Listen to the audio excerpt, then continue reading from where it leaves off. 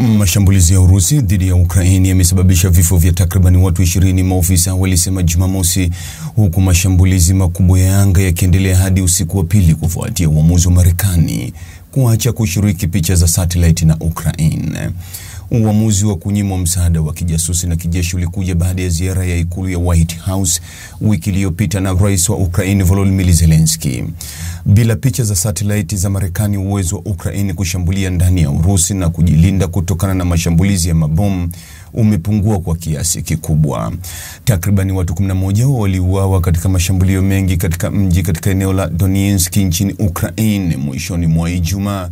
Gavana wa eneo hilo Vladimir Filashkin alisema shambulio hilo liliharibu vyumba 8 vya ghorofa katika mji wa Doplopliya ulioko karibu na eneo la mbele ambapo wanajeshi wa Urusi wamekuwa wakisonga mbele kwa kasi.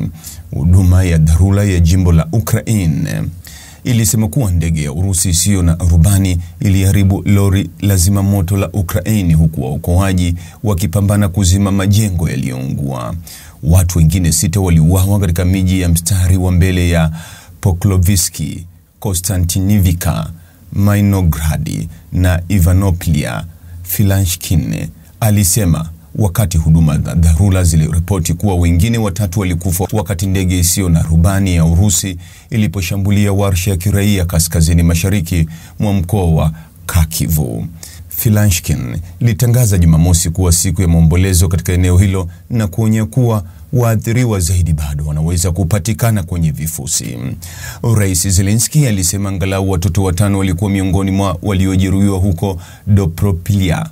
Jana usiku jeshi la Urusi lilirusha makombora 2 ya ballistics katikati ya Doplopliya, alisema. Baada ya huduma za dharura kufika katika eneo la tukio, walianzisha shambulizi lingine wakiwalenga waokoaji kimaksudi. Ni mbinu mbaya na ya kinyama ya vitisho ambayo Warusi mara nyingi huitumia.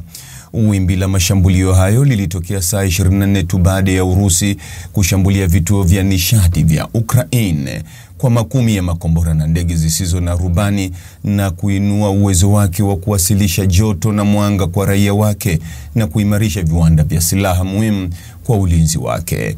Ghasia hizo zilikuja baada ya Marekani kusitisha msaada wa kijeshi na ujasusi kwa Ukraine ili kuishinikiza kukubali makubaliano ya amani yanayoshinikizwa na utawala wa Donald Trump.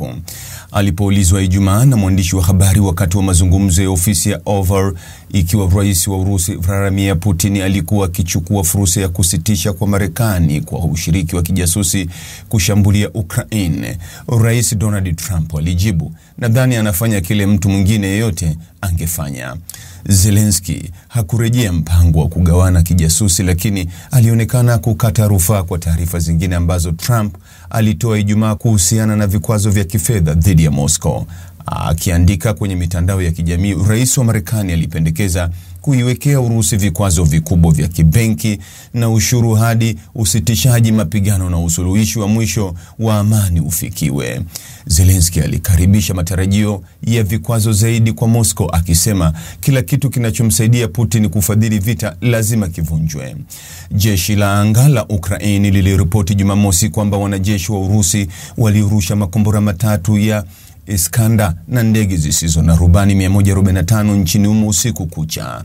Mlipuko huo ulikuwa na mchanganyiko wa ndege zisizo na rubani na za udanganyifu zilizokusudiwa kuchanganya ulinzi wa anga. Kombora moja na ndege zisizo na rubani 79 zilidunguliwa, huku ndege zisizo na rubani 54 zaidi zikipotea bila kusababisha uharibifu, jeshi la anga la Ukraine lilisema. Wakati huo huo, wanajeshi wa Urusi walidungua ndege 31 za Ukraine zisizo na rubani usiku kucha, zikiwemo 26 katika eneo la Krasnodar nchini humo, wizara ya ulinzi ya Urusi ilisema Jumamosi. Makombora yaliyoanguka kutoka kwa ndege moja isiyokuwa na rubani yalisababisha moto katika kiwanda cha kusafisha mafuta cha KANEF katika eneo la kaskazini mwa Urusi la Leningrad. Gavana wa eneo hilo Alexander Drozdenko alisema katika taarifa, hakuna majeruhi walioripotiwa. Mtazamaji, ni yapi maoni yako kuhusiana na taarifa hii? Andika maoni yako katika sehemu ya ujumbe hapo chini. Like na subscribe pia ili uwe wa kwanza kupata habari wa chungu tele. Hii ni Focus News. Jina langu ni Deo Kaji Makomba.